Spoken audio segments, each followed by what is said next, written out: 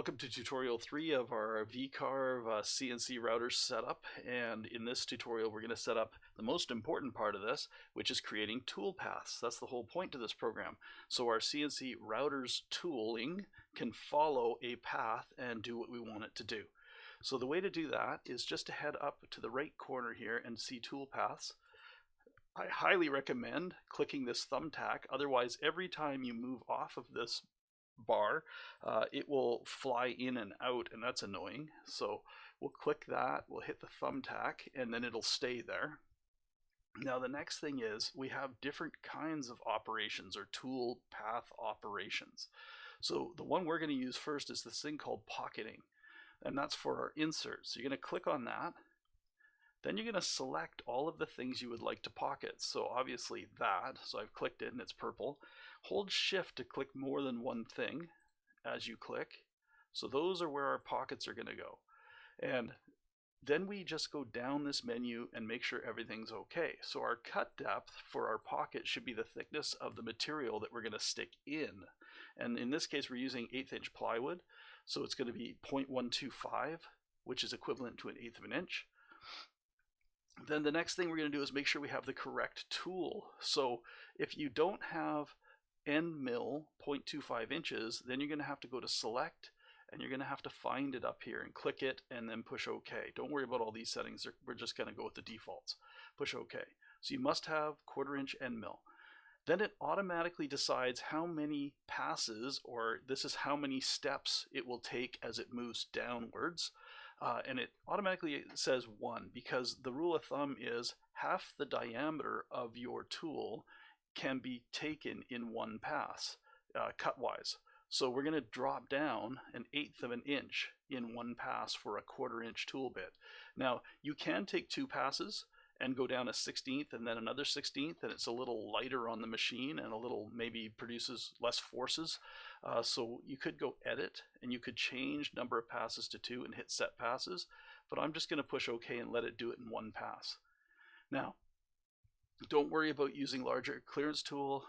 Down here, just make sure it's on climb, and that's all we need.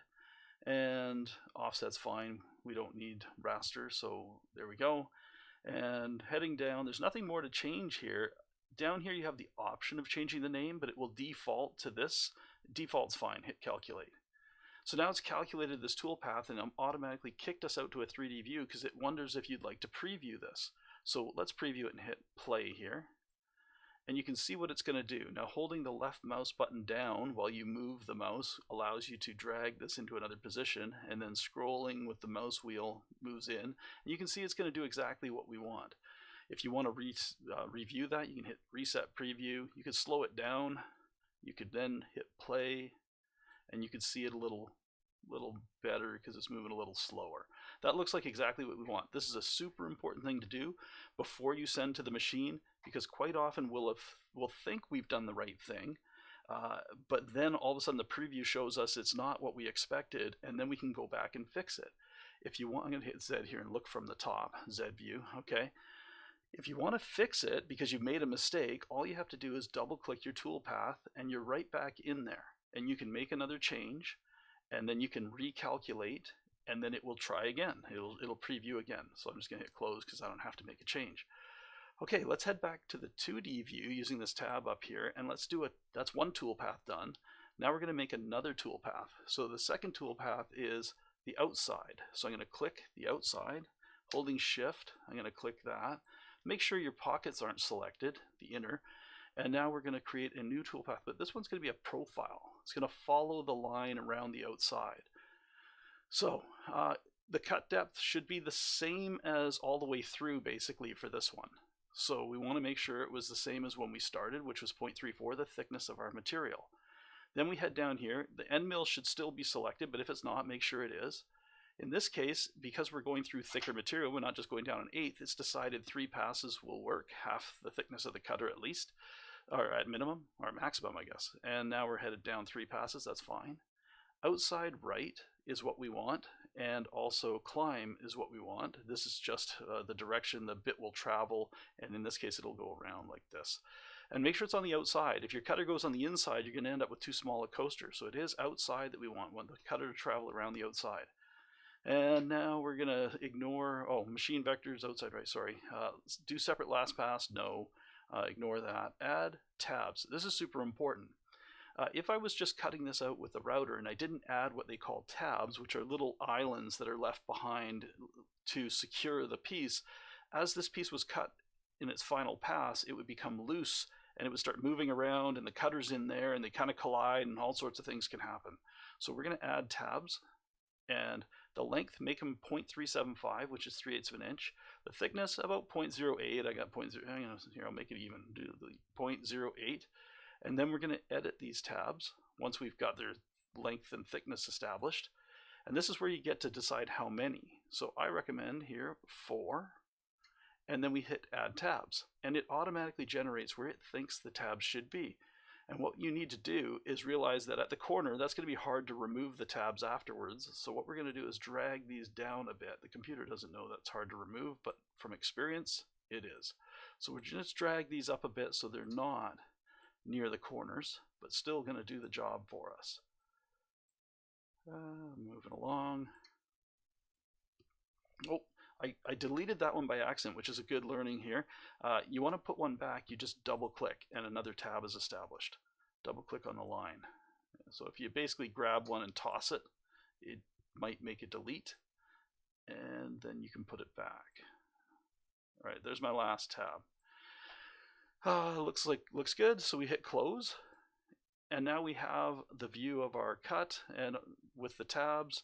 And the last thing we need to do, go all the way to the bottom here, we aren't going to worry about this. We are just going to go down here and see it. You can name it if you want, but we'll just call it profile 1. That's the default. Hit calculate. All right, reset your preview and then hit play, and you can watch what it's going to do. Oh, notice how it's only doing the outside, because when I reset preview, I just had profile picked down here. Let's pick both, and then we'll preview that. So we'll preview the whole thing. So it's going to cut there, and then it's going to cut there. All right, why did we not see the pocket cut out? Hang on. Oh, let's try one more time. Oh, I know why. There we go. We'll click, and we'll preview all toolpaths after resetting. There we go. Now we're preview all toolpaths, gets us the pockets, and then also gets us the outer cutout. Make sure when you finish the outer cutout, it does look like you can see through the piece, and you just have these tabs remaining, which we'll cut off after the machining process is done. Last thing, hit close when you're happy and save.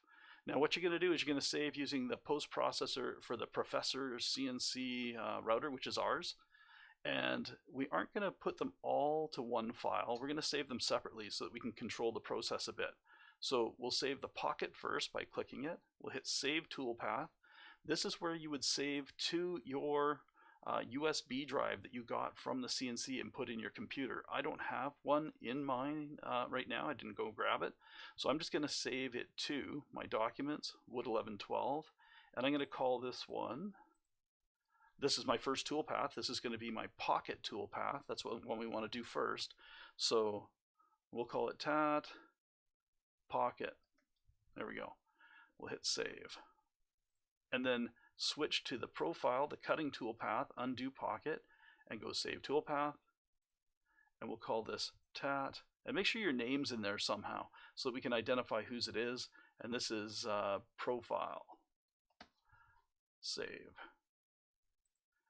Now those two files would be on the USB. Those are what the machine wants. And when you go to the machine, you'll be able to call them up and run them. So that's it. Setting up toolpaths. Good luck at the machine.